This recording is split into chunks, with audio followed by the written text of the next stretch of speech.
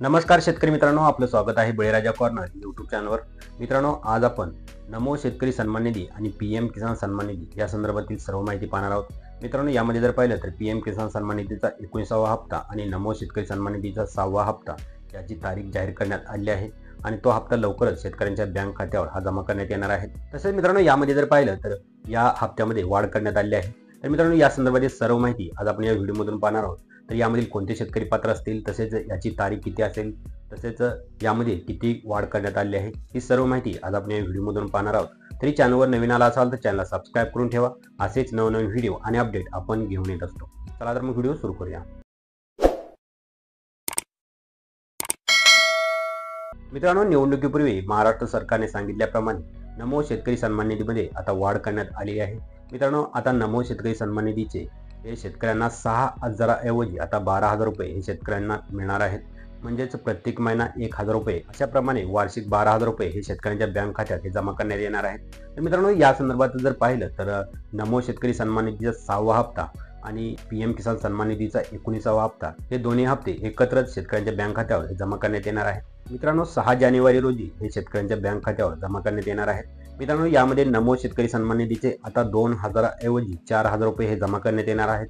तर पीएम किसान सन्मान निधीचे 19व्या हप्त्याचे 2,000 रुपये हे शेतकऱ्यांच्या बँक खात्यात जमा करण्यात येणार आहेत। परंतु मित्रांनो, यामध्ये जर पाहिलं तर काही अपात्र याद्या ही जाहीर करण्यात आलेल्या आहेत। मित्रांनो, या यादीनुसार जे अपात्र शेतकरी आहेत अशा शेतकऱ्यांना यातून वगळण्यात आले आहे। मित्रांनो, या सर्व अपात्र याद्या आता कृषी खात्यामार्फत ह्या प्रसिद्ध करण्यात आल्या आहेत।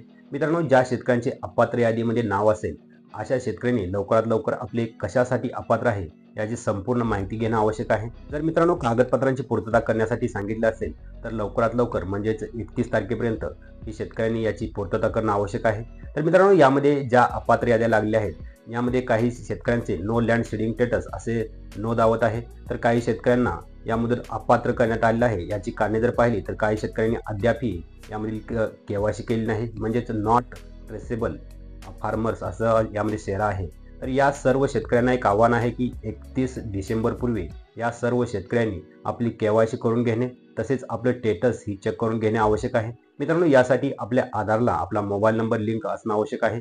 जर आधारला मोबाईल नंबर लिंक असेल तरच हे आपल्याला आपलं स्टेटस दिसणार आहे। तसेच मित्रांनो, यामध्ये जर पाहिलं तर आपले आधार बँक सीडिंग सुद्धा यस असणं आवश्यक आहे। जर आधार बँक सीडिंग स्टेटस यस असेल तरच हा हप्ता आपल्या बँक खात्यावर हा जमा करण्यात येणार आहे। मित्रांनो, यामध्ये अपात्र होण्याची कारणे जर पाहिली तर प्रामुख्याने 3 कारणे आहेत। यामध्ये सर्वप्रथम कारण जर पाहिलं, शेतकऱ्यांचं बँक आधार सीडिंग स्टेटस जर यस नसेल तर या शेतकऱ्यांना यातून अपात्र करण्यात आलं आहे। तसेच शेतकऱ्यांनी ई केवायसी जर केलेली नसेल तरी देखील या शेतकऱ्यांना या योजनेतून अपात्र करण्यात आले आहे। तसेच ज्या शेतकऱ्यांचे लँड सीडिंग स्टेटस नो आहे अशा शेतकऱ्यांना देखील यातून अपात्र करण्यात आले आहे। मित्रांनो, लवकरात लवकर म्हणजे 31 डिसेंबर पूर्वी ही सर्व पूर्तता करणं आवश्यक आहे। म्हणजे ज्या शेतकऱ्यांना खरोखर यातून अपात्र करण्यात आले आहे अशा शेतकऱ्यांनी लवकरात लवकर ही प्रोसेस करणं आवश्यक आहे। मित्रांनो, याची लिंक आपल्याला डिस्क्रिप्शन बॉक्समध्ये मिळेल, तिथून आपण आपला स्टेटस चेक करू शकता।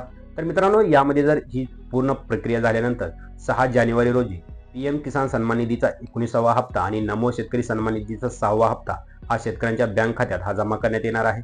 तसंच मित्रांनो, यामध्ये जर पाहिलं तर नमो शेतकरी सन्मान निधीसाठी आता वाढ करण्यात आली आहे।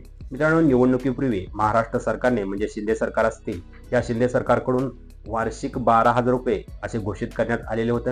मित्रांनो, त्याचप्रमाणेच आता शेतकऱ्यांच्या खात्यावरती वार्षिक 12,000 रुपये म्हणजेच एका महिन्यासाठी 1,000 रुपये अशाप्रमाणे आता 4 महिन्याचे 4,000 रुपये आणि पीएम किसान सन्मान निधीचे 2,000 रुपये असे मिळून 6,000 रुपये हे शेतकऱ्यांच्या बँक खात्यावर 6 जानेवारी रोजी हे जमा करण्यात येणार आहेत। तर मित्रांनो, यामधील जर पाहिलं तर नमो शेतकरी सन्मान निधी 4,000 रुपये असतील, तसेच पीएम किसान सन्मान निधीचे 2,000 असे मिळून 6,000 रुपये हे शेतकऱ्यांच्या बँक खात्यावर जमा करण्यात येणार आहेत। मित्रांनो, शेतकऱ्यांची बँक जे आधारशी संलग्न असेल म्हणजेच आधारशी लिंक असेल अशाच बँक खात्यात ही रक्कम जमा करण्यात येणार आहे। म्हणजेच मित्रांनो, यामध्ये जर पाहिलं तर गव्हर्नमेंट हे फक्त आधारवर पेमेंट करतं। तुमच्या आधारला जी बँक लिंक असेल अशाच बँक खात्यावर हे पेमेंट जमा होणार आहे। तर मित्रांनो, ही सर्व माहिती आपल्याला कशी वाटली नक्की कमेंट करून सांगा। भेटूया का अशाच नवीन आणि माहितीपूर्ण व्हिडिओमध्ये। तोपर्यंत जय हिंद, जय महाराष्ट्र।